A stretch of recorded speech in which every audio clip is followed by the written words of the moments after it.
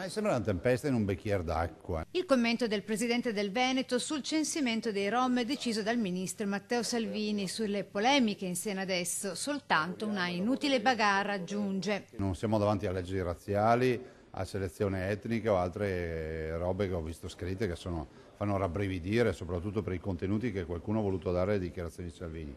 Salvini non ha bisogno di un avvocato difensore, si arrangia da solo a difendersi. Tra considerazioni e precisazioni si deve discutere di problemi veri, cioè che riguardano la sfera sociale, dice Zaia. Però io dico, mi sono anche messo nei panni di un cittadino, sarà pur possibile capire se hanno un codice fiscale in tasca oppure no, e quindi penso che questo, al di là delle battute, vada nella direzione di capire cosa, di capire bene come sia il fenomeno, censirlo, ma soprattutto capire se sono delle situazioni di degrado e di disagio. Nel disagio e spesso nel degrado non si parla mai di chi è la vera vittima, spesso inconsapevoli, i bambini, conclude. Mai nessuno parla in queste ore dei bimbi che troviamo ai semafori delle città, dei bimbi obbligati a fare l'accattonaggio, dei bimbi che magari subiscono violenze, sevizie o quant'altro. Io non voglio generalizzare perché c'è brava e cattiva gente dappertutto, però è bene che giustamente si ponga la questione, che lo faccia il Ministro degli Interni mi sembra anche legittimo.